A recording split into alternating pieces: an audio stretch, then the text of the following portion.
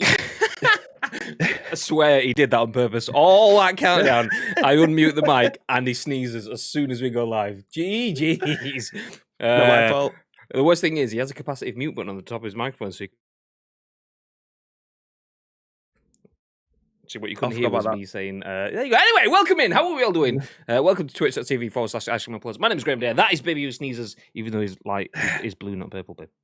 That's not ice cream. Oh, Jesus Christ. Anyway, how are we all doing? Good morning. Welcome. Worst timing ever, babe. Yeah, well, I forget that I could just mute it on the top of the microphone. Anyway, how are we all doing? Welcome into twitch.tv/ice-cream-applause. My name is Graham Day. This is the sneezy man, the man that we call the bib. And we are Ice Cream Applause. How are we all doing? If you're in the chat, please feel free to use your voice because you are here for the UK's #1 video game podcast. And even if we do say so ourselves, we're going to give you our thoughts and impressions on the biggest, the best, the breaking stories from the world of video games. And we want your thoughts and impressions on our thoughts and impressions and Baby's sneeze. What are your thoughts and impressions on that? Please feel free to let us know. If you weren't here, then you well, do you know what? Yeah, you didn't miss much. Anyway, welcome. We are live on twitch.tv/ice-cream-applause where we go live each and every single weekday at 10 a.m. Ish. It's 11:05, so ish. We have an emote for that. It's fine. We do go live ish. Like I'll rewind a little bit. We go live at 10 a.m. ish. We do have a real job around this. This is the side gig. So we do this around the work stuff, which is why the start time is a little bit fluid. It's a bit flexible. So we go live at 10 a.m. ish. But we do go live on Twitch, and it's important that if you are with us on Twitch, that you do get involved in the chat because we turn this live stream into a podcast, a video that goes on YouTube, and an audio podcast that goes on iTunes, Spotify, SoundCloud, and Google Play. So if you're in the chat, please feel free to give us your thoughts and impressions on behalf of everyone watching and listening on demand later. Before we jump into the show, just one thing today, since I've finally put the image out, ! Loot drop. We'll give you the details of this month's loot drop. We do a giveaway each and every single month for subscribers. Let me just jump in. Let me drop the link in the chat. There is the link in the chat. And shows, actually, do you know, I need to update that command for the loot drop, actually. GG show, thank you very much for dropping the loot drop in. Do you know what? While I update the loot drop command, do you know what this month's loot drop prize is, Bib? I most certainly do. It is a copy of Valheim or a game of your choice because Valheim isn't everybody's game, and you may already have it because it is the hottest game on Twitch and Steam right now. So if you already own a copy of it, you can choose a game of your choice. Obviously, it is only the standard versions of the games. They don't want you coming in with like the £400 super deluxe mega version. So it will be a standard version of the game of your choice if you don't want Valheim. Simple as that.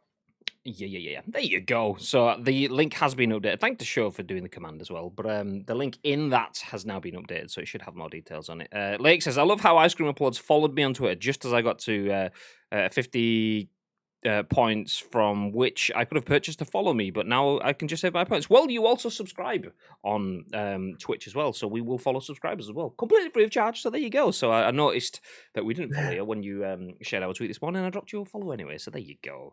Let's jump back through the chat and see who is here. Show is in the chat, dropping the vibes emote, which I may have used already on Twitch this morning. That's true. Fun fact. I'm not going to tell you where, but there you go. Just let you know I've used it 3 times in quick succession. Nice. Madge is here. Good morning, Madge, as well as Lake. How's things? Mr. Gari Clark, aka the original OG Gary Clark, the OG, the original G. I've called everyone. Nice. Anyway, let's jump into the split screen. Bosh. There we go. We've just gone live on Twitch and we just put a tweet out as well. Shout out to Manny for retweeting that tweet. So we may get some new faces in here for this discussion. I mean, it's a FIFA 21 conversation, so it might be a bit spicy for those. If you haven't seen it, the tweet is out on Twitter. Do you know, actually, on that note, I'll drop the tweet that tweet into the chat as well. So if you guys want to, drop some retweets on this, then that would be severely appreciated. There you go, bud. There you go. The link is in the chat. Anyway, babe, good weekend. Yes. Yeah. I mean, I didn't really do much. Obviously, the Players' Championship started on Thursday, so I've been watching that when the stream's finished. When we finished streaming, got on to watch that until God knows what time at night. It concluded yesterday with the cover star of PGA Tour 2K21 winning it, Justin Thomas. Phenomenal round yesterday. I mean, his last 2 rounds was breathtaking. shall we say, in terms of his level of golf had just gone up and up as the days was going on. So watched that yesterday. Obviously, it was Mother's Day, so I went to go and drop some stuff off of my nan's and my mum's. Wish them a happy Mother's Day. And then played quite a bit of Skyrim on my Switch. I mean, obviously, pretty much all the Elder Scrolls games have dropped onto Games Pass. So I did download them on my PC, played through it a little bit, but then continued playing on my Nintendo Switch because why wouldn't you? You get to play it wherever you go. So played a couple of hours on that. In that sense, or No, unfortunately not. I'm going to They say have to that's start incredible. again. Yeah, it's a bit of a pain in the ass, but I mean, the Games Pass version of it is better than the version that I had on Steam because I only had the original version. I haven't got the special edition, so like all the mods that you can get on like Nexus don't particularly work with the vanilla version. You pretty much have to have the special version nowadays, which I don't have. So I downloaded that on Games Pass because it is a special version, but most of the mods don't work because it's on Games Pass. So I've just been tinkering around with that for a couple of hours this weekend as well, and I've kind of got it to a place where I'm actually happy with it. It's nothing compared to the version that I had previously, but I'll get there eventually. But yeah, Games Pass, Skyrim's on it, all the Elder Scrolls are on it, so get yourself on it. Say Game Pass 2 more times and then Robert Daniel will appear. There we go, make it happen. No, you're all right. As for me, I played Fortnite. I actually grinded quite a lot of Fortnite. For those that have been playing Fortnite did you this do that, season, because the Mandalorian's in it and Baby Yoda, yeah, Hey. a little bit of Grogu. So yeah, for those that may play a lot of Fortnite, you're probably aware. I don't play a lot of Fortnite. I play when there's content in it that kind of appeals. So last season with the Marvel stuff, Iron Man, yes please, I'll have some of that. This season, Mandalorian, yes please, I'll have some of that. And the season finishes today, and the new season starts tomorrow. So I grinded like super far up into it yesterday. Me, Chloe, and Danielle. It was kind of the way that we spent Mother's Day. Me and Chloe starting on the Saturday night and then playing through most of the Sunday to try and get all the way up to level 100, which we're going to finish off today. Well, later on tonight. Yay. So yeah. Nice. Anyway, that's enough of that. What do you guys get up to? Do let us know in the chat. Bibby watching golf. Well, there's a thing, says Gary, and he also says, "Do you only play once a fortnight, Graham?" To get his foreskins. Yes, exactly. You goddamn right. Does anyone got the link to the foreskins clip? No. Okay, never mind. If you didn't see it, then it's all right. It's fine. Anyway, speaking of which, it's funny whenever they get new skins in PUBG. And you see all the streamers read out like what the new skins are in the patch notes. Oh, there's a new Can-98 skin, and there's a new M4 skin, and that's it. The chat just loses its mind every time without fail. I say that because I had Wacky Jackie on this morning whilst I was doing some work stuff. And I believe there's like a 4th anniversary M4 skin. So obviously once he mentioned M4 skin, chat was like... So anyway, I like it. Enough of the M4 skins. Let's jump into some news. So you may have seen last week, because, well, we spoke about it and we made you listen, that there was a pretty spicy story in the world of video games. And I say the world of video games, I mean football video games, FIFA. For those that don't know, FIFA Ultimate Team is the card collecting game mode within FIFA. I'm assuming most of you know, so I'm going to skip past a lot of that. The gist of it is the best players in the game are ridiculously hard to come by, so much so that the vast majority of people never get their hands on them. A very, very small amount of people do. And okay, that's not great in itself, but what makes that even worse is that the story that was breaking was allegedly some EA employees had basically, through dodgy dealings via WhatsApp, sold these cards to accounts for like $1,700 or euros or whatever it was. In bundles, you get like 3 prime iconic moments or whatever it's called, players, a couple of team of the years for $1,700, which obviously is just horrendous. Anyway, we spoke about that last week. It was all kind of breaking at that point in time. And we now have a little bit of an update, so let's jump into that with our first story of the day. This is written by Sherif Saed at VG247, and it says, quote, "One or more internal accounts behind FIFA's Ultimate EAGATE scandal content What the hell? I can't read that. One or more internal accounts behind FIFA Ultimate EAGATE scandal. Content granting suspended. Okay, there you go. One or more accounts have been suspended. That's basically what it meant to say. So EA has posted an update on its investigation into the FIFA Ultimate Team scandal, EAGATE. Last week, EA vowed to kick off an investigation into the origins of EAGATE. The scandal allegedly involving an EA employee selling ultra-rare FIFA Ultimate Team cards to players directly for thousands of dollars, allowing them to skip the RNG process of opening packs. The attention the scandal received was so big, it sent the hashtag EAGate trending on Twitter. Now, EA has revealed its findings so far and confirmed the next steps in a blog post. For starters, EA dug up a, quote, very small number of accounts with questionable activity.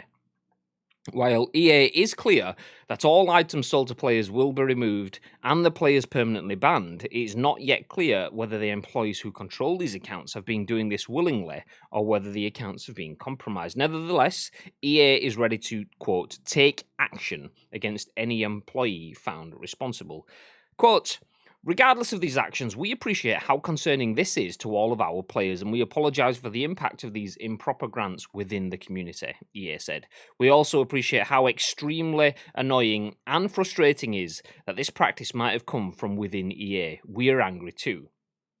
While the investigation runs its course, EA decided to suspend all discretionary content granting in FIFA Ultimate Team indefinitely. Content granting, as EA explained, is the means by which EA awards players non-tradable cards directly for limited reasons. This is sometimes done in promotion, such as the FUT cards given to celebrities and footballers. Content granting is also how EA brings back cards for players who accidentally delete them, suffer server issues that cause data loss, etc., basically used in customer service. Lastly, EA also sometimes grants testing accounts FUT cards in order to monitor and check the quality of the game, the card, or the interaction. It's likely whoever kicked this off had access to one of these developer accounts with the power to grant content, though EA doesn't outright state that in its findings. So, the players that have benefited from this are having the players taken off them and their accounts banned.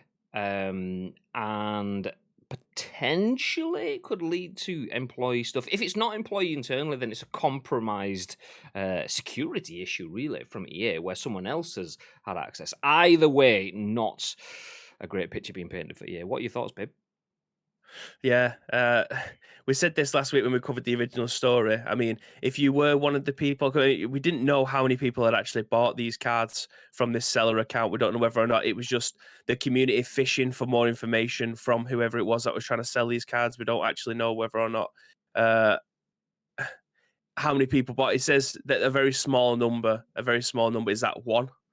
You know, is that two? We genuinely have no idea how many accounts have ended up getting hold of these cards. But I'm also very interested to see how many people was behind the accounts. Was it just one person who had access to the developer account? Because I don't know whether or not people are actively still in the EA offices. Are they working from home? Like, how did they get access to these accounts in the first place? Surely, if people are working from home and managed to find and had grant access to this developer account through some backdoor entry in their VPN potentially, they'll find out who it is because of their IP address, and it won't be that difficult.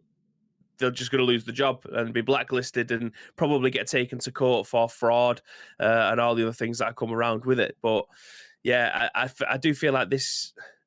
I don't know how much EA are going to tell us about this going forward. I feel like they're going to get to a point where they say this could be potentially the last thing that we hear about it, because they're not going to release all the information as to how they've attained it and what the repercussions of that will be, especially if like 5 or 6 people have bought their accounts, because their accounts are just going to get banned. Like, it's probably one of the most stupidest things that you could potentially do, end up buying this card, because they're going to know straight away who has these cards. Your account's going to get terminated. That's it. You wasted 1,700 quid and your account's now banned from FIFA forever. Like, you ain't ever going to be able to play FUT again. So I'd hope the community was smart enough in the first place to try and bait the person in to try and give us much information. And then they're the only people that end up getting the repercussions and not the people who were potentially in conversations with them, because I think that will be unfair, especially if they never actually ended up getting the card or handing over any money. I'd hope that they were smart enough to be able to try and goad them into getting details from them. But yeah, I don't genuinely know how far this case is going to go. I don't think FIFA are going to tell you everything because it wouldn't be in their best interest to, because it isn't, as much as it's a shitty thing, it isn't having that much of a repercussion on the rest of the community as it stands. Like, there may only be a handful of people who've had their accounts terminated. It's back to square one again. Everyone's in the same situation where they can't find the cards, but also no one's playing with the cards.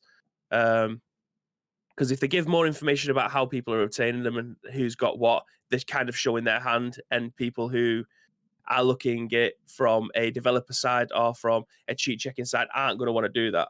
So yeah, I don't know how much more we're going to hear of this going forward. I think it's reached its natural climax with this. They're finding out who it is. They're going to ban them. The person behind the scenes is going to they're going to get fired, or there's going to be repercussions. That's literally all they need to say at this moment in point. I wouldn't be surprised if we do get more, depending on the circumstance. So if it is someone internally breaking the rules, this is someone. I mean, it's shit on EA. Bonsai, thank you for the host, dude. Appreciate it. And I've just seen you liking our tweets as well, so thank you very much. Thank you. What was I saying? Oh yeah, I wouldn't be surprised if we get some more information, because if this is just one or a couple of people, whatever it is, inside EA that have decided to shit all over the fucking corporation and then give stuff away, then I'm not going to say that's unavoidable, but more often than not, these sort of things, you don't expect someone that is contracted, legally obligated to not fucking crap all over your business to go and do exactly that. I mean, there's also all sorts of questions that get raised in terms of, yeah, should they have had all sorts of protection? Should there not be some levels of checks before this happens? Yeah, probably. But also, it's a very bespoke system created for a game by their own developers. They wouldn't expect someone from in their own house to stab them in the back. So it's probably a lesson learned in that sense, in terms of, okay, if there is going to be any of this content distribution, we probably need extra levels of sign off so that one person can't just go rogue and spaff things away. So if it is just one person, I think that they could give more information in terms of, okay, this was how it was done. It was done using our internal content distribution systems. That cannot be done ever again. We've made extra levels of security. That person has been fired, and we are looking at legal stuff like that. I think we could see those sort of confirmations as what's happened. The flip side is, if it's not someone internally and someone has compromised their system, someone has login details or whatever it is, if it's as simple as that, then that's a different question then, because it's a case of, okay, what other information do they have? And that's where I think that's where you start to be cagey then if you're EA. If it's as simple as someone's just gone rogue, you kind of put them out, hang them out to dry. Okay, you've brought this on yourself. This person, maybe not name them, maybe they'll say who it that someone has been fired or whatever, but then people might dig that up in terms of employee stuff anyway, so the name will probably come out. If they take legal action, people will probably see that too. EA versus Mr. STUPID, who has been giving away FIFA Ultimate Team cards. And yeah, I mean, it's I don't blame EA in that sense. I do blame EA in terms of the reason people are willing to spend £1,700 and the reason that developers or customer service representatives, whatever it is internally, potentially are giving these cards away, is because of the extreme need for these cards, and that is because of the game mode mixed with that. I don't want to jump back into the loot box discussion because we always do, but the loot box and gambling element, because they are so rare and you can't buy them. When someone, I was like hearing noises then. I was like, "What's that?" But it's window cleaner. I was like, "What the hell?" I'm swearing, I'm going insane. But if you can't buy them and so on like that, there's a reason people are spending £1,700 on these, and you can probably hear the window clean now. That's what that does. Is my bad.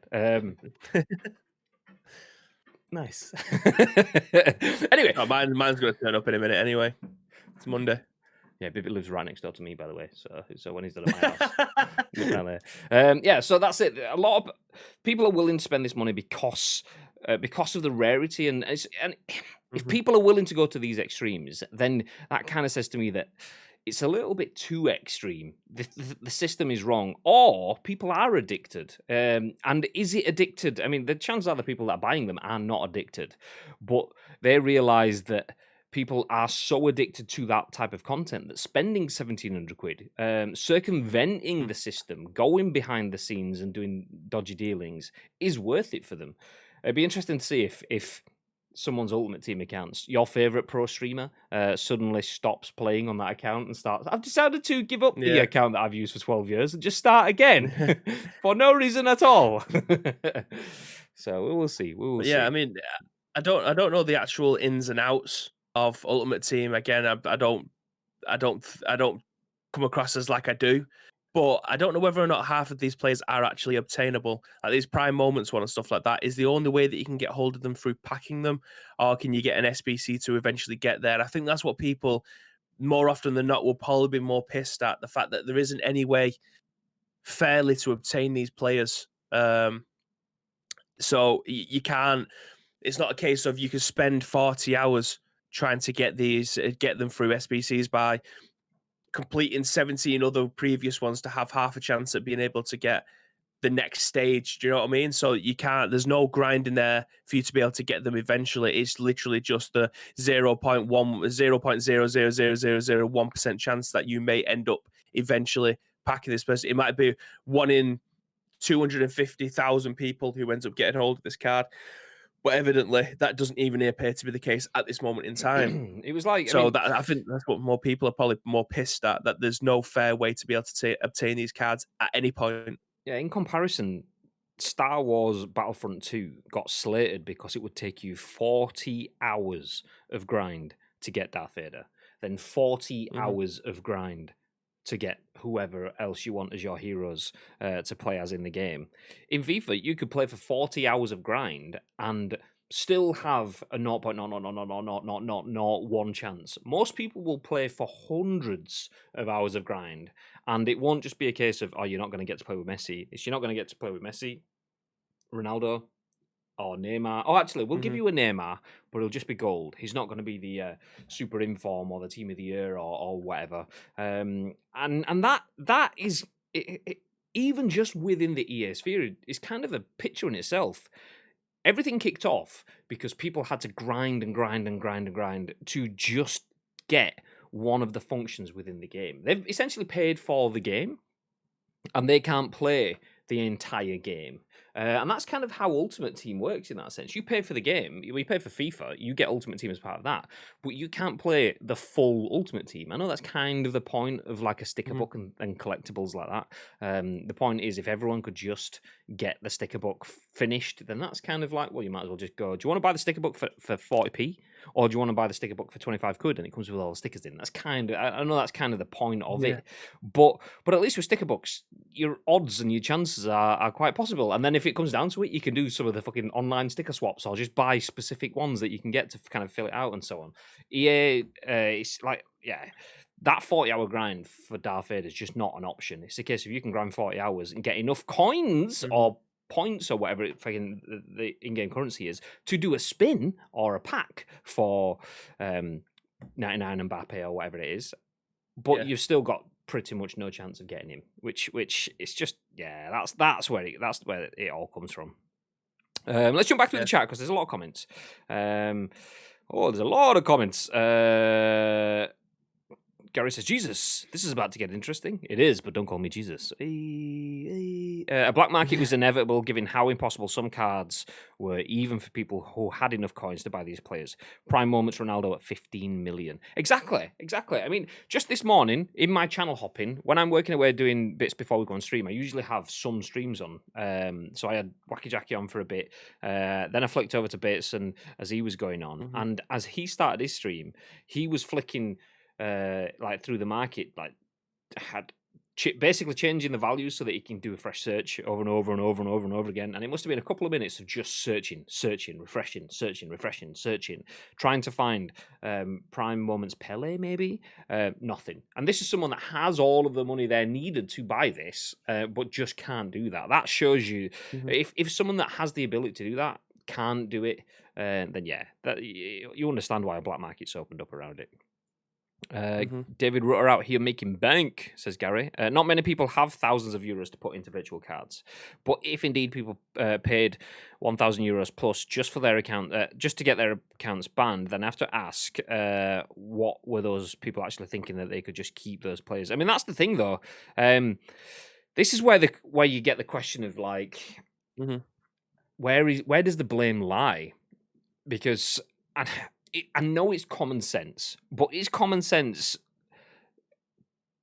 covered by a court of law? It kind of is. It does get taken into account. But the reason I'm saying that is you buying cards through a dodgy system is obviously illegal, and you're going to get slapped for it. But if this person works at EA and you've said, so my account's not going to get banned or anything, and he's gone, no, it's fine. You'll just get them dropped in your account on Monday. I know it's. If something's too good to be true online or in that sort of sense, it's too good to be true. But it still sounds like, oh, this is too good. It's like if you've got someone from EA giving you the cards and you said, is this okay? Like, where does the buck stop there? I mean, I'm tempted to go, well, you know what you were doing. You know it was dodge. There's probably something within terms and conditions somewhere that maybe boxes that off. But if there isn't, then that's where there's a grey area there in terms of, okay, well, an EA employee has said that they will get him and it'll be fine. So does that expunge them of the blame then? That's another question. Because, I mean, if you're spending that much money and you're getting your account banned, chances are you probably don't care. You probably don't need it. And you'll just start again. It's the end of the life cycle almost anyway. We're mid-March. The game's usually done by April, May. So 6 weeks. Oh, okay, that's fine. We'll start an RTG, boys, because everything's dead. That's it. I mean, if you we've seen it with Kurt last year. He got his account banned, and then every time he tried to create a new account, he got banned again, like every single time. So whether or not it's like an IP ban, I don't know, but it wouldn't surprise me if someone wanted to buy this, make content off it, knew they was going to get like over, I don't know, 250,000 views on YouTube. The content then pays for itself, and they get a bit of infamy or bit more famous than they probably was originally, if they can afford that straight off the bat. So yeah, if it was for content purposes, GG. But if it's like an IP ban, then you are fucked. Like, you ain't playing this game next year or anything like that. Is it worth it? Probably not. That's it. I mean, if it's just the account, that's one thing. But if it's like someone like Kurt how do I put it? It was more of a persona banning, not a persona. That's the wrong word. Yeah. But he was banned as opposed to his account was banned. And if you're a content creator, there's no way you can hide that, because it's like, okay, well, I'll just go get a new account and I'll play it with my friends or whatever. You can do that. They're not going to do anything they can't see or whatever.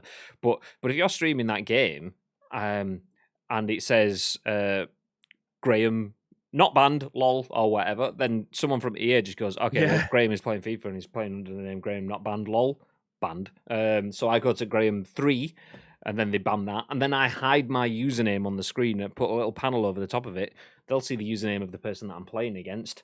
Banned. There's so many ways. You pretty much, if you're a content creator and you're blacklisted at that point, there's no way you'll get away with it. Yeah, you might get a couple of hours, a stream maybe, but then you'll just get squashed again. So yeah.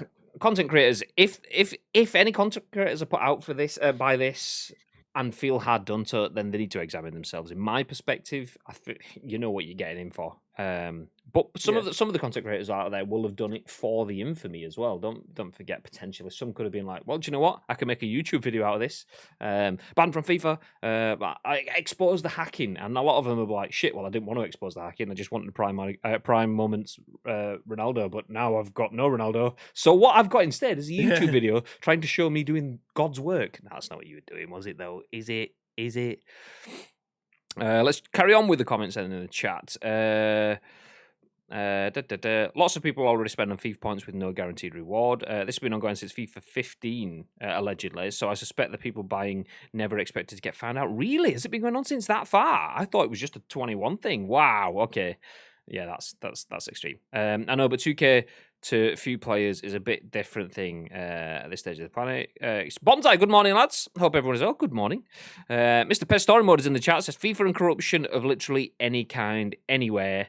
Name a more iconic duo. Touche.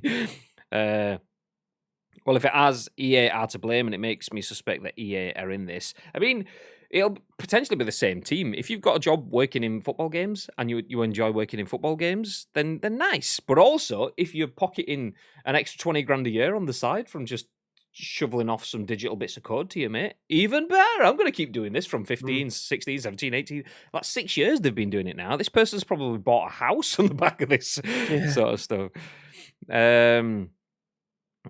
EA said this year was going to be the most accessible regarding icons. It's very different in reality. Some cards are completely impossible to get. Do you know what? I'm completely alien to this situation, which is quite ironic because you're called a human alien. So there you go. Maybe reading that just placed the word in my mind. But I'm completely alien to this usually because I don't know how rare, how common. I will see when content creators come over to the PES side of things that wow, it's super easy to get the players that you want in PES, and that's because the logic from PES's standpoint has always been my club. The idea is that you build a club and you get access to everyone. Eventually, obviously, that's not necessarily as straightforward as that, but that's kind of the theory behind it, that everyone should be able to have a good chance of being able to play with everyone else. I mean, obviously, there's paywall bits in there in terms of the packs and so on. You get the point. But it's a lot more accessible to get hold of players than it is on FIFA. And I knew FIFA was a bit harder, but I didn't realize how hard until, like I said, this last couple of weeks when I've seen Manny playing his MMT and people saying you should get whatever player. He managed to get Zidane the other day. I didn't see where he got it from or how.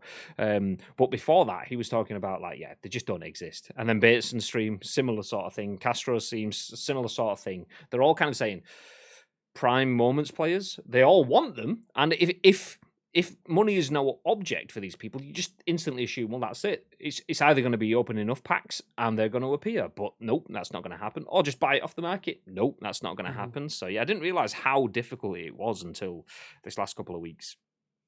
This story should be added fuel for the stuff happening, re-loot boxes and lawsuits.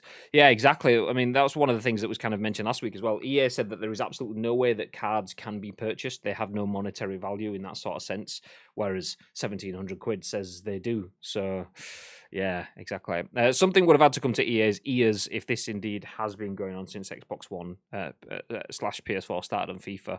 I mean, the thing is, though, customer service stuff, most games have the ability for their customer services reps to just award in-game items, be that currencies or whatever, because if every time a customer service rep who has someone's deleted something or someone's had their account hacked or whatever, and they have to restock accounts, if they had to do like a submission sort of system where they have to send it to their higher ups who go check, yes, confirm, send it back, and they send it out, it just becomes a laborious step, an extra step in the loop. So loads of games have those sort of systems. So in principle, it is quite possible for a rogue customer service agent or a team of rogue customer service agents to do that sort of stuff. I can see that being pretty possible without EA being aware of it. I mean, it's not necessarily the greatest look on EA if it's been happening for 6 years and they're not aware of it. But yeah, I can still see it being a potential thing. Just wait until everything's running. Wait until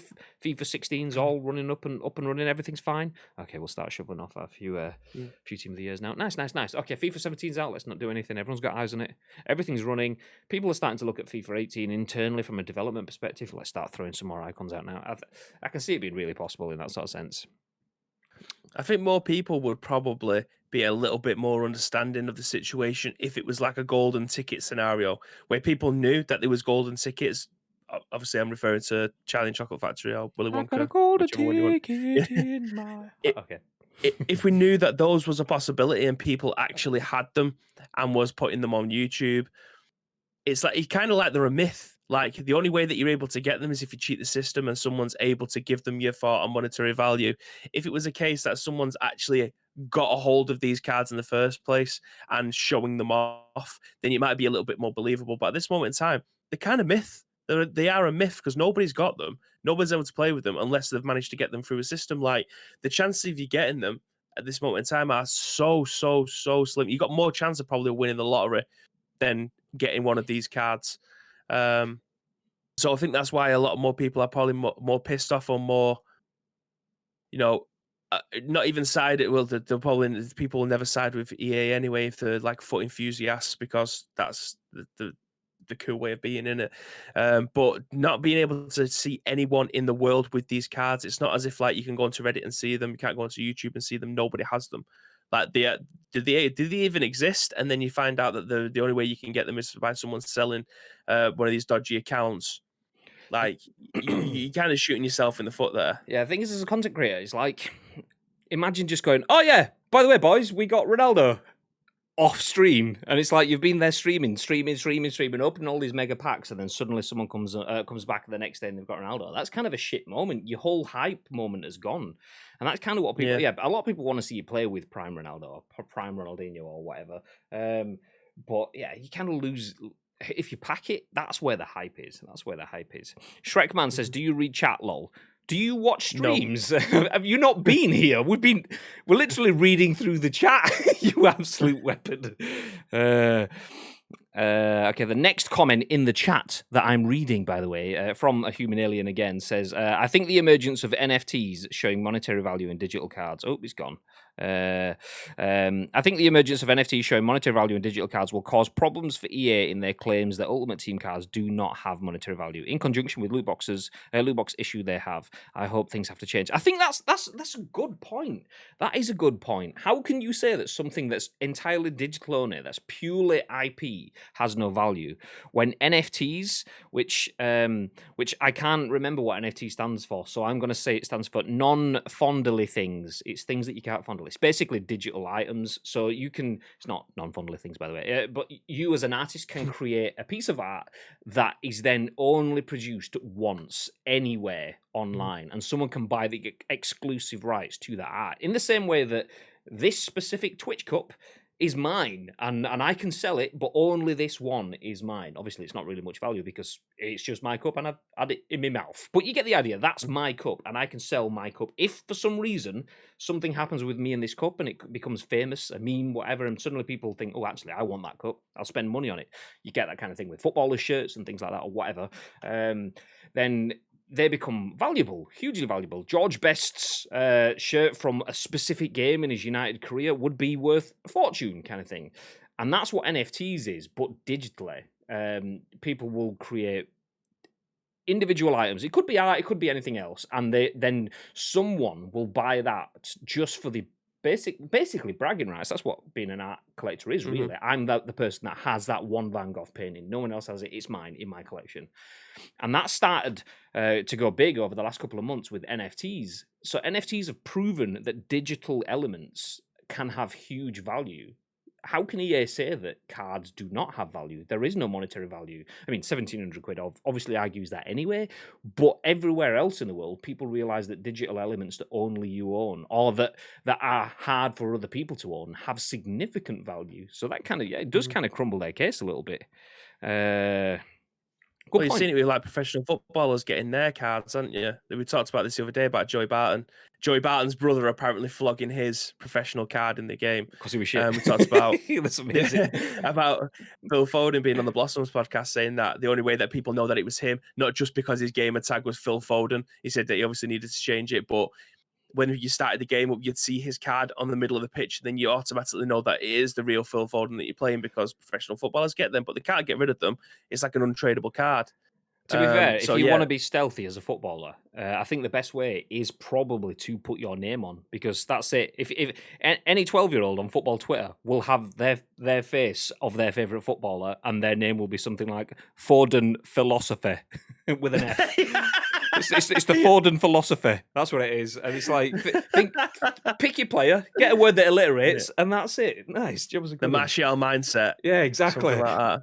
Yeah, McTominay moves and stuff like that. It's like, don't do this. If you're thinking about creating an account, use your own face or something else, but just don't be that. Okay, nice. I really hope this bites hard to EA's lies on court. I mean, it could do. Gary says, yeah, EA have made these seem more valuable than they actually are, and people clearly will do anything to get them. Madge says, players who have direct bought these cards should be globally banned, just as what's his face streaming guy who caused us think last year moved to PES, then dropped that. No, I agree. If they are circumventing the system, if they come back and they do any of that bullshit stuff, like there was a Fortnite streamer that was cheating to make content. I think I say streamer, it might be a YouTuber, and like he was cheating, and then he got banned, and then he was like, "Yeah, I was doing it for to make the content to show, to raise awareness and stuff like that." And if any of these content creators start trying to spin that, then I say the whole industry basically came out against this Fortnite streamer and said, "Look, whether you were creating content trying to raise awareness or not." I mean, it's easy to say that after the fact, but you were still spoiling other people's games by cheating in the process to get your content. That is what this person has done. So if this person comes out, or these people come out and say, "I was just doing it just to show how broken the system is, or how flawed the system is," and stuff like that. Okay, there's other ways of doing that that's much, much better. Don't do that. Don't do this. This is not good. Good afternoon, gents. Now, how's things, Gagad? It kind of is afternoonish. Well, it is in Europe. Anyway, sadly, common sense has no place when the person is addicted. Addiction is real, and these and similar mechanisms do not care about the person using their products. Wasn't he banned because he was a bit of a dick? Officially for directing threats to EA employees. Yeah, not a good scenario at all.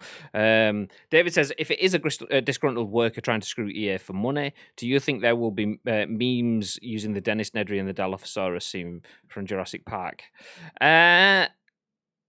Well, another scene. I don't know what you mean. I need that explaining. And there we go. We caught up to Shrek Man. Do you read chat? No, is the answer. Mad says they do in burst. Mr. C, read my message. Me. Exactly. Here's your airtime, boys. There you go. Show. Stop creating content. Read messages, for fuck's sake. My bad.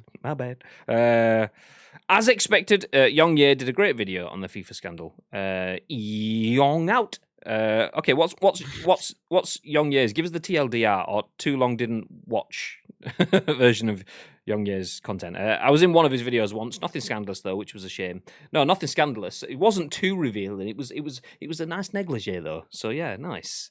NFTs and this scandal combined to blow the no monetary value argument out of the water. 100%. Who's Phil Foden? Never heard of him, mate. He's that guy that I scored an absolute wonderful volley with on Pez. You might have seen that. You might have seen that, yeah. It's actually Phil Foden. Do you know what? I've said that so many times, accidentally as well. When we've been playing, I'll be like, "Oh, Big Philly style," and then it drops to him again. I'll be like, "Phil Foden." Fuck it, no.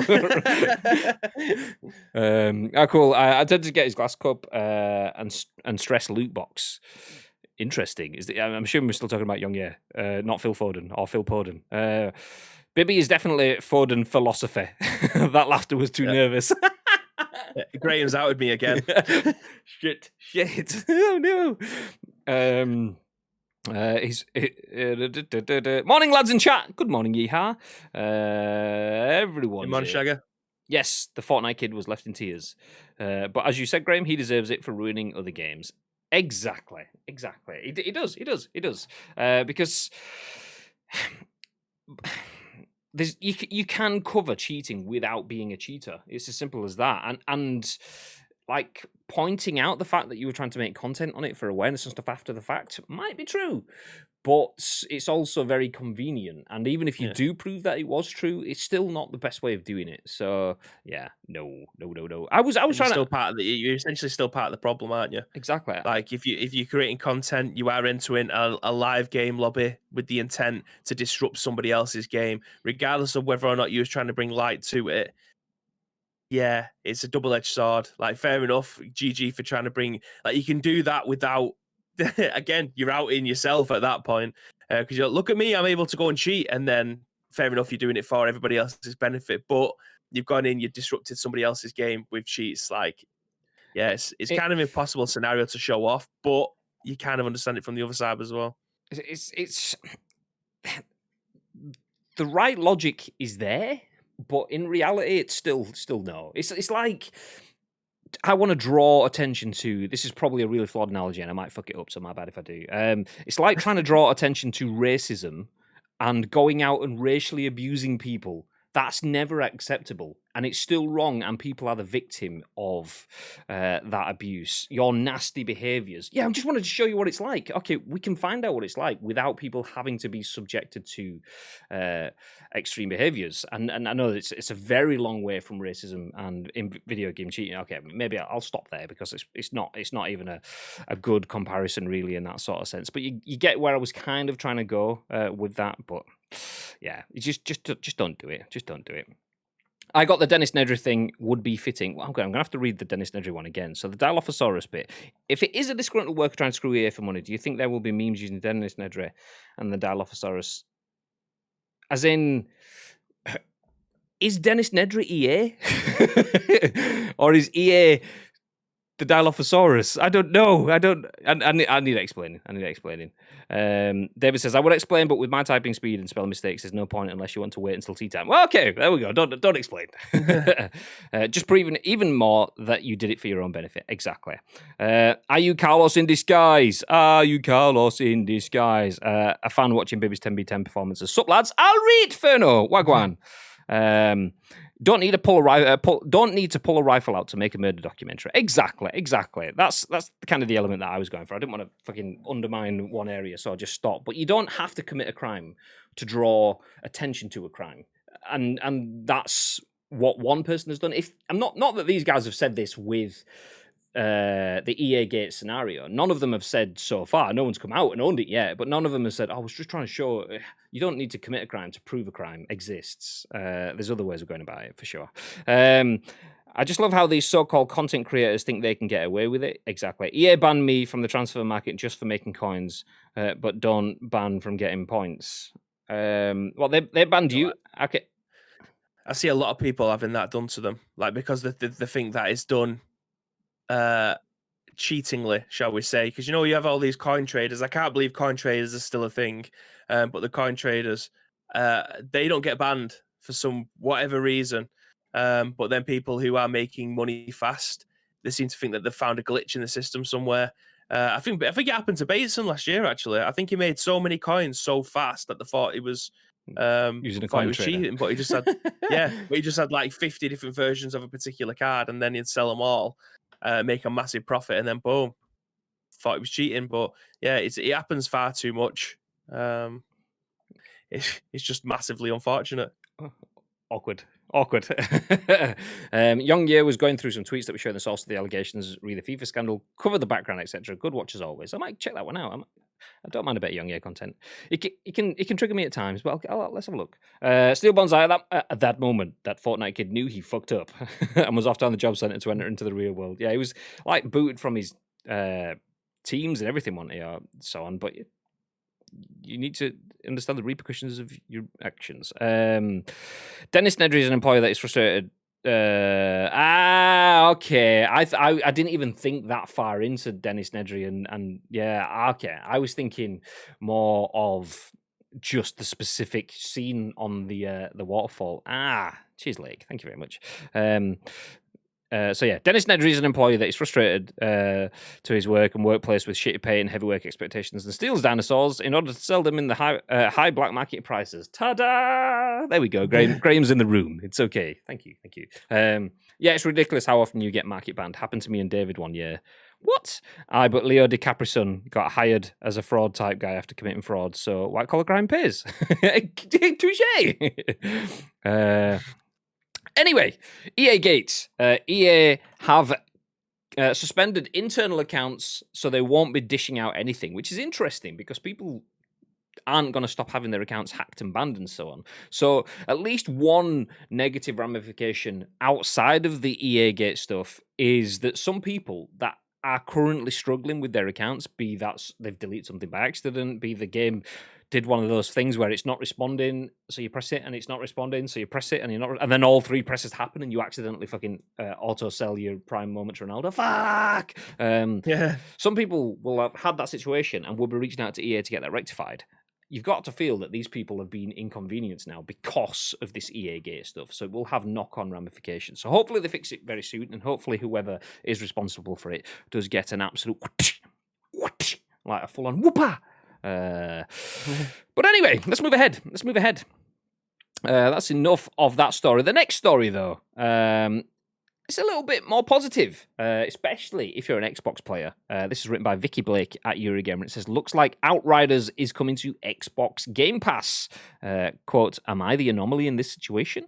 Xbox is teasing Outriders may be coming to its Xbox Game Pass subscription service. The official social media channels for Xbox Game Pass have never been afraid to drop cheeky hints and teasers on their feeds, and the latest seems to imply that Square Enix's upcoming co-op RPG might be available to play for free as part of its subscription game library.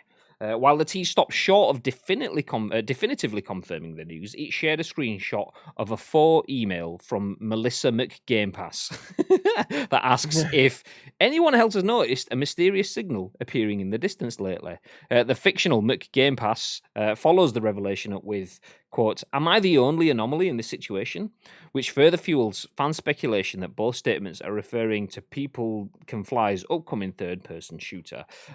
Even if the tease is later confirmed to be true, there's no indication of when the game will be available to Xbox Game Pass subbers. But the fact it's being teased now in the lead up to launch intimates it might be sooner rather than later. People Can Fly was recently forced to step in again to change the Outriders demo in response to complaints over a previous change designed to tackle heavy farming. The developer issued a server-side update to once again enable the Goss Boss chest to drop legendaries after previously patching out legendary items. Quote, having listened to very reasonable community feedback, we have enabled the Goss Boss chest to drop legendaries again, and we should indeed be rewarding boss runs, the team tweeted at the time.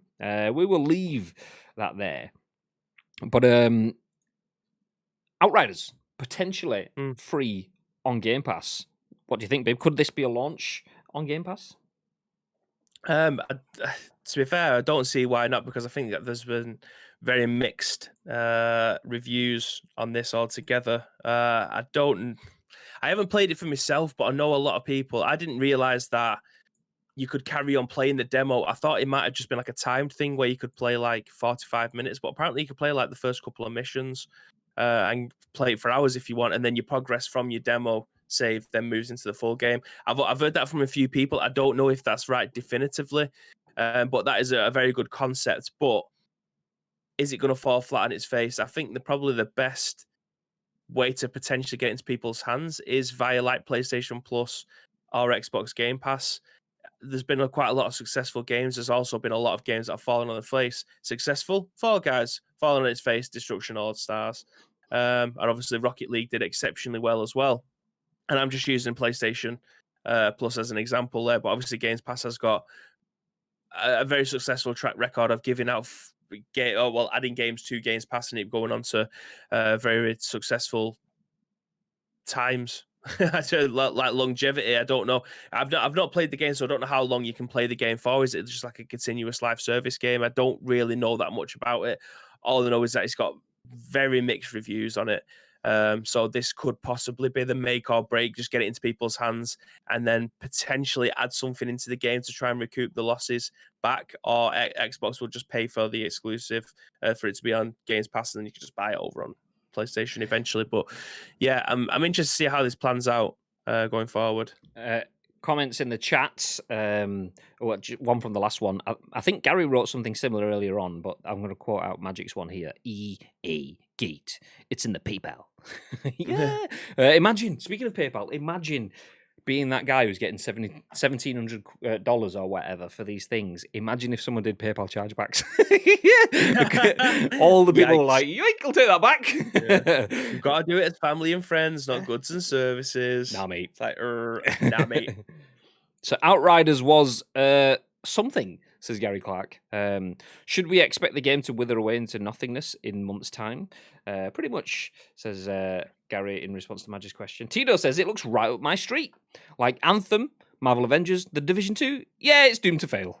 Yeah, Tito has the ability to kill games just by enjoying the idea of playing them. God damn it, Tito. The bits I've seen, it looks interesting. I've not seen a lot because it's one of those that's kind of like story RPG-ish, but also kind of, is it like the multiplayer-ish kind of stuff? And I don't mind the grindy bits, but I don't want to see the stories, so I've not watched much content. Excuse me. I've seen a couple of minutes of MC Fixer playing it, and a couple of other people as well, just to try and get an idea of it.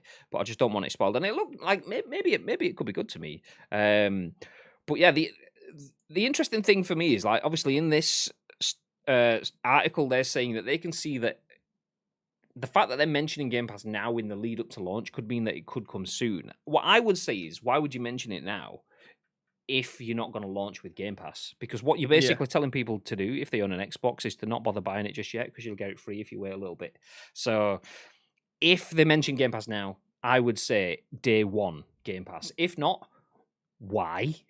Why you would do this? I'd be furious if I was having to, like, create content to promote a game, that do the whole campaign, and someone goes, "Oh, talk about it being free in a bit," and then ask people to buy it now. It's like, why would you do that? No one's gonna do that. So I would say it's got to be free from the off. It makes no sense for it to be free later on Game Pass, because that's just silly. That's just silly. Agreed. Why?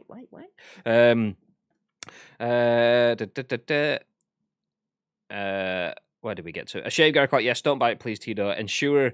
Oh my God, chat. Ensure it's survival. If it's on Game Pass, I won't need to. To be fair, I haven't bought PES 2020 or PES 2021, so you can't pin the blame on me for that banter. Not to sound too harsh, but it feels like a PS3 era title trying to be a current gen game. I played it with Gary Clark, and it was okay. Nothing too memorable. Game Pass will help numbers, but can't see it having a big player base beyond a month or so. It's an interesting one as well, because this. I wonder if this game was always going to be what it is, or if this game is one of the first, like,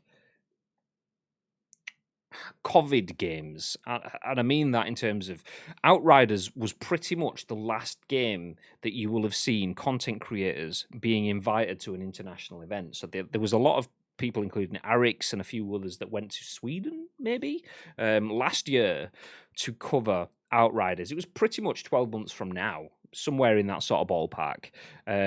So just before we went into lockdown for the first time, they'd all gone and played this game, and you kind of feel like, was that because the game was pretty much there? Or did they still think that they had a lot of time? So if it is a PS3-ish game, have they just suffered and not been able to put the game out because of that? And if it is, then that is a shame. But yeah, one to think about. Outriders is so generic. Asim spoke about it when we played. It's like a PS3, late PS3, early PS4 remaster. Beat me to it. There you go. Echo. I was interested in Godfall. Glad I didn't pre-order or buy. Sounds very vanilla. I watched it, and it absolutely was not for me. It was very much the hack and slash-ish sort of thing. That, I mean, I'm not a hack and slash sort of person anyway. It was. Yeah, not for me. It looked nice. It looked very pretty. But beyond that, there was no substance for me. I agree with that. Horribly optimized to both console and PC. Nothing overly new, but not unfun. Gunplay felt janky. Abilities were interesting. Camera shake, annoying as hell. So anyway, let's keep moving. Let's keep moving. We are starting to run out of time. So let's jump into something else. So from one rumor, is Outriders coming to Game Pass? It looks like it could be. To another, and this is something that we've touched on a few times before, always gets people speaking, but this time Andy Robinson at VGC says Silent Hill's director says he's, quote, collaborating with a famous creator in Japan. Quote, this is the tagline, by the way, that's something we haven't been open about before. Ooh, interesting. So Silent Hill, Siren, and Gravity Rush director Keiichiro Toyama has said he's currently collaborating with an unnamed famous creator in Japan. In December, Toyama announced his departure from SIE Japan Studio to form Boki Game Studio, which he established with Junya Okura, lead designer on the Gravity Rush series, and Kazunobu Sato, lead designer of PS3 exclusive Puppeteer. Toyama's next game will be a horror action adventure title, which is targeting a multi-platform release in 2023. Many of the designer's former Japan Studio team members are understood to have followed into Boki ahead of the SIE Studios winding down. Speaking to AI Hub in a newly published interview, the Silent Hill creator teased that there's more to be revealed in terms of who he's collaborating with currently. Asked to reveal something nobody's told him before, Toyama said, "We're obviously still at an early period, so there's not a lot we can actually say, but we are looking to create an experience that can be enjoyed widely by a range of people," he said. "So, for example, we intend for our game to have a setting in Asian cities. One thing we can say is that we're working hard right now to collaborate with a famous creator in Japan, and that's something we haven't been open about before. The past year has seen a significant amount of speculation that developer Konami could be preparing to announce a new game in the horror series. VGC reported last month that a prominent Japanese developer is currently working on a series revamp per our own sources, and Silent Hill composer Akira Yamaoka teased that his next game project is the one you've been hoping to hear about in a new video interview, which was eventually taken offline. Silent Hill publisher Konami later told VGC it did not request the removal of Yamaoka's video interview. In a video published last month, Keiichiro Toyama elaborated on his decision to leave Sony and discussed the inspiration behind his next game, which we don't need to read on because we've touched on that sort of stuff before. But Silent Hill, the creator of Silent Hill, is collaborating with a famous creator in Japan on his next title. What are your thoughts on this, babe? Yeah, I mean, I just seen Asin's comment just before seeing his comment. Man was going to be along those lines. Like Konami is the obvious go-to thought here, but given what he said, it could be someone like Capcom. I genuinely have no idea. It feels like it's being bigged up as what people expect, like it's kind of pandering to your expectations, but it could just be something so left field that you genuinely have no idea who it could be. Again, I'm just here for the ride. I genuinely can't wait to find out who it's going to be or what the game is that is going to be working on him and his team. So, yeah, I kind of, as a fan, here for the ride. Interesting to see where this goes, but I don't know if it's going to be something like I feel like he's playing the game very, very well. Do you know what I mean? Like he's just pandering to everyone's expectations. Everyone expects it to be Silent Hill. Oh, is it going to be though? I genuinely have no idea. That's the thing, though. It's like you don't tend to get it so much in video games because it can be quite shady, underhanded. But you'd see it more like fucking a reality TV star kind of going, oh, you know me. I was famous on like I can't think of an old TV program. Games Master. I was famous on Games Master. You remember me back in the day? Well, I've got something that you might be very interested in. And everyone's like, he's gonna say he's working on Games Master. And it's like, I'm working on Games Magazine, a new show with my friend Steve. And it's like, that's not what you were saying. It's like, so is this the kind of the Capcom and Konami stuff that we're looking for, or is this the this is someone famous in Japan, and then it's like he's famous, he's got 12 friends, every one of them knows him. Nice. So yeah, it could be misdirection. It could be just really, really genius PR spin. So if it is, then fair play. We will see. Games Master Beta. Yeah. GG. RAUL Twitter says, hey, Graham, hey, baby. Welcome in, dude. How are you doing? Good afternoon. Happy Monday. It's twisting my melon, man. Okay, I'll stop. Let's talk. Visually at times look good. Actually, no, this is the last game. Outriders. Visually at times looked good, but most of the time was like, oh, damn, not in a good way. Oh, okay. Cover system was pointless. Gunplay was floaty. Powers were good. Story seemed forgettable. Only thing that might help is a regular content schedule, but can't see it's troubling Destiny or similar titles. Yikes. I can't remember the last time I played a game that looked beautiful in one area, then 2 seconds later it looked like arse. It's like two games blended to become one. That's fucking Spy Skills development. There you go. Okay, that's enough of that. I'm doing good. Just sitting on my lessons. How about you? As in, you're in your lessons now? Pay attention. It's all about the school. And I mean, pay attention to us as well. No, the school first. Okay. Or is it between lessons? Let us know. Anyway, not much to say on that. It's just an update on the rumours with more potential rumours. But Silent Hill's creator says he's collaborating with a famous creator in Japan. No more information on that, but more should come soon. So it'll be interesting to see. Excuse me 1 second.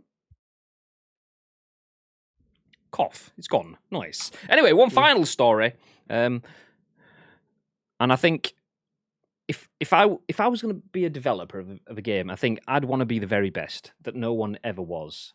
To develop them would be my real test, and to build them is my cause. And I would travel across the land, searching far and wide. Okay, you get where we're going.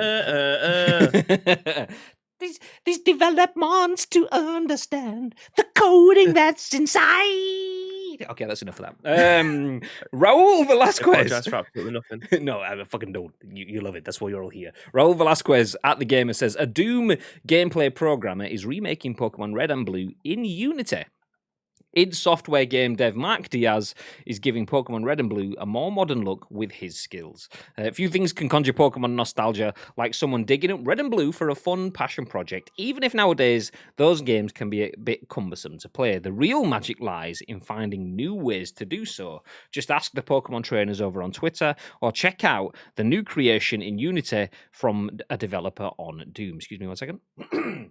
Okay, whether it's the challenge of embarking on an unnecessarily hard Nuzlocke run, or any of the other Pokemon fan-made challenges to spice up a new playthrough, there are plenty of flavours besides Let's Go and Pikachu, if one is to take a trip back to Kanto. But what happens when a talented developer from a AAA Game of the Year nominee like Doom Eternal decides to dig deep inside his childhood memories to bring back Red and Blue with a more modern spin to it? Well, that's exactly what id Software game dev Mark Diaz is up to right now. After starting to work on his own Unity-based remake of Pokemon Red and Blue all by himself just a few days ago, Diaz claims his progress in these early drafts for Pallet Town and Route 1 comes after only 3 or 4 nights of work. But regardless of that, the result is actually quite stunning and would definitely make for a completely new Pokemon experience. There is an embedded tweet there. We'll look at the video in a second. Actually, let me hit play on it. I'll mute it while I'm here.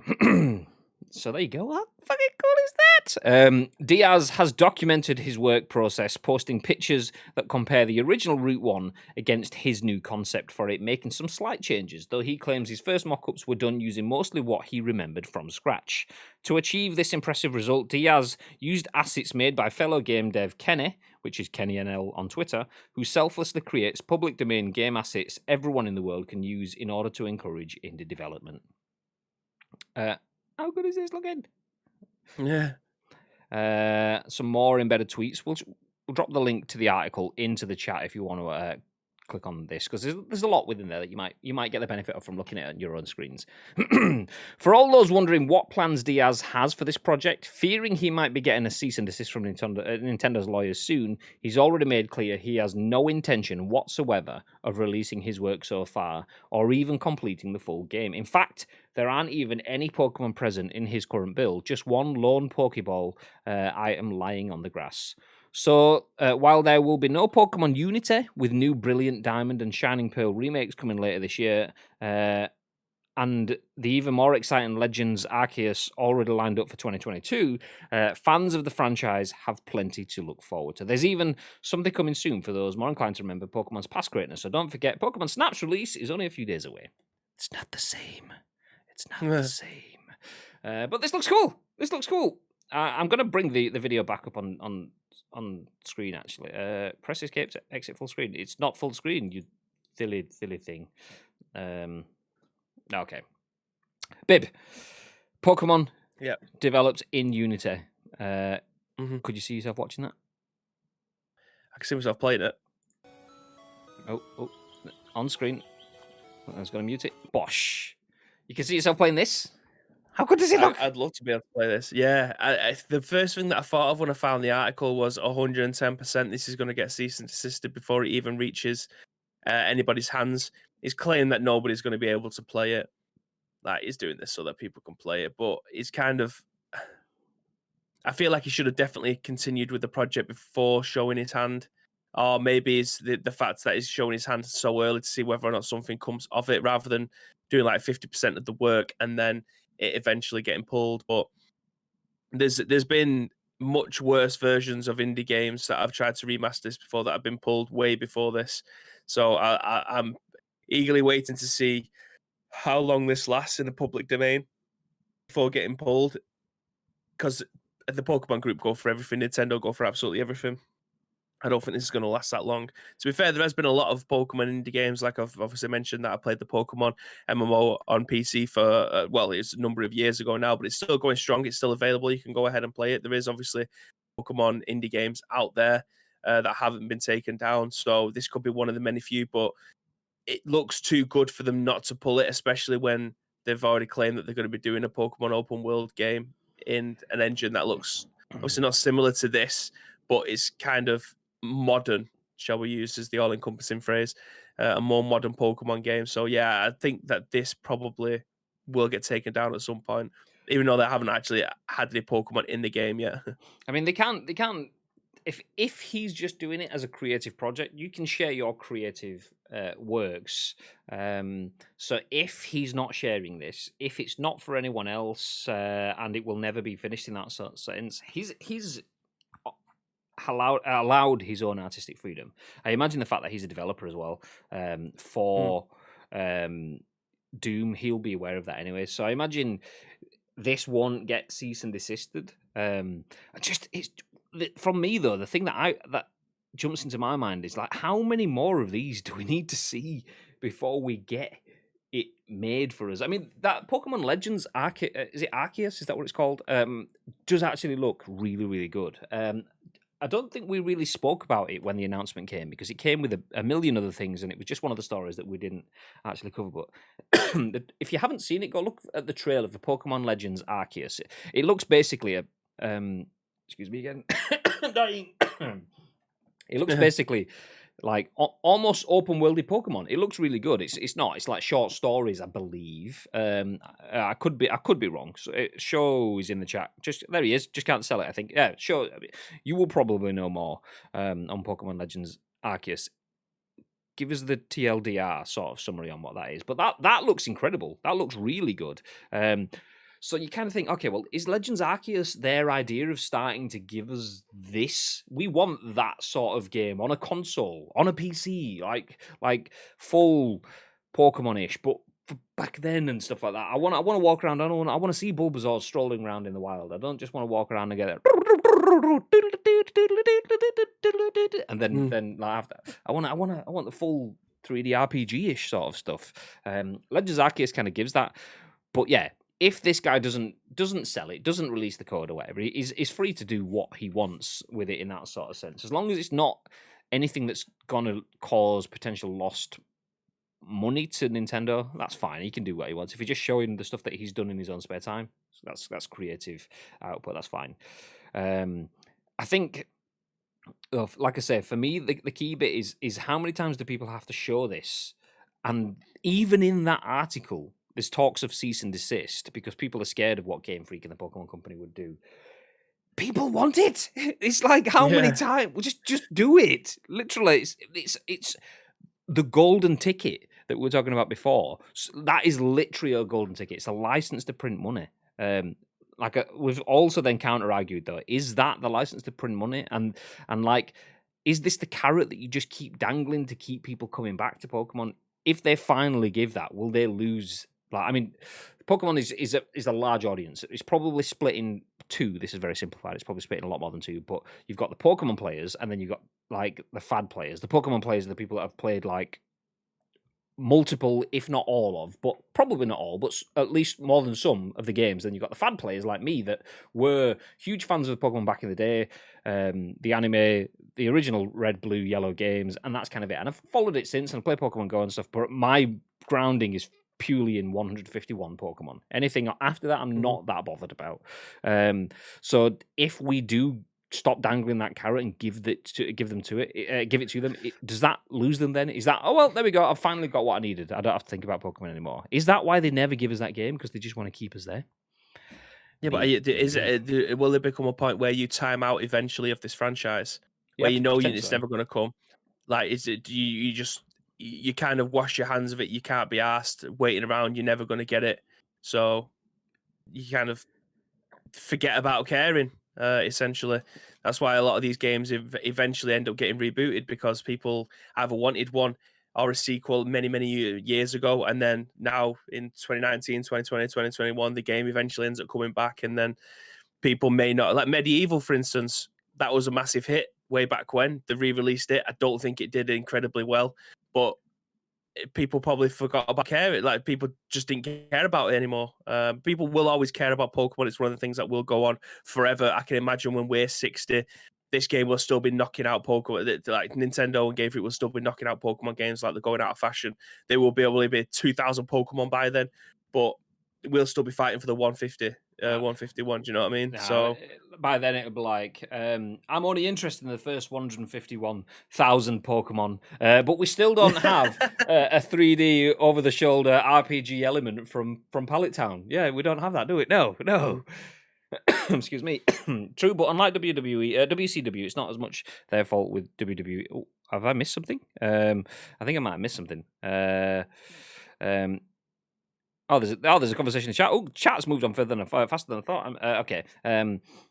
Skill Up said the same about the cover system, but then pointed out it's not really for the players, but for the enemies. All right, stop, collaborate and listen. Silent Hill inventor is back with a brand new invention. All right, stop, collaborate and listen. Silent Hill inventor is back with a brand new invention. There you go. A little bit better on the second time. Still not perfect, but you get there. There's just been something like this in wrestling with AEW, saying that they have a Hall of Fame worthy wrestler signing up. Then most fans thought it would be either CM Punk or Brock Lesnar, but turned out to be Christian, even though the description could apply to him. Gary says, is Graham okay? He's never been okay. We need an Ice Cream Uploads Twitch sing stream. Maybe we do. no, we don't. Maybe we do. No, we don't. AEW fast turning into yet another WCW bloated clone. Is it really? I thought AEW was smashing it, but then again, I've not really been paying attention, so I don't know. Kulan, welcome back, dude. David says, Gary, I can tell you, as his brother, he's never been okay. Cheers, David. Thanks, mate. It'll be a Soldier Boy console exclusive.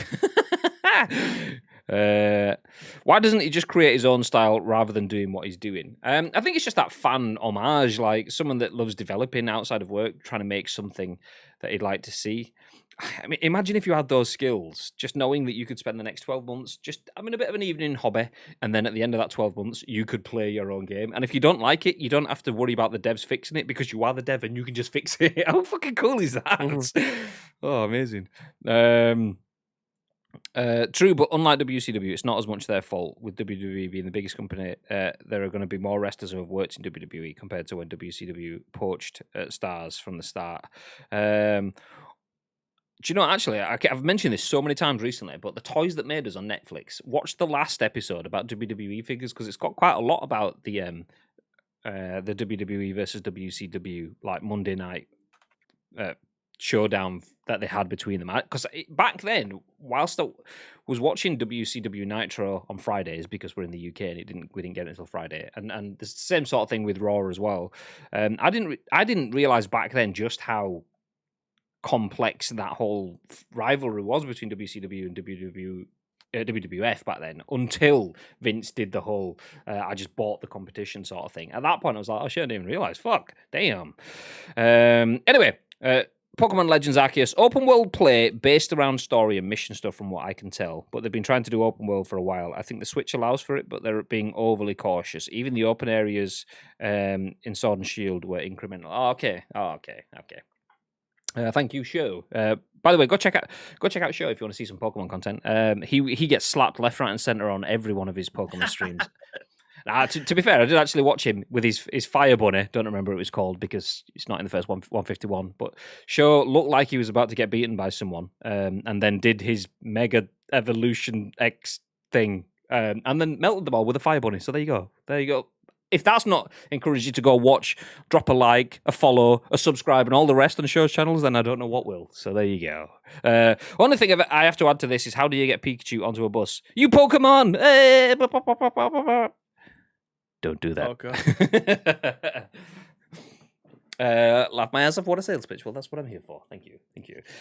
Speaking of sale pitch, I'm going to sell you something, and it's called a break from this content. Nice. Yeah, go do it. Anyway, we are done. If you didn't catch the last story, we didn't actually have the discussing now on screen. I didn't update it, my bad. But a Doom gameplay programmer is remaking Pokemon Red and Blue in Unity.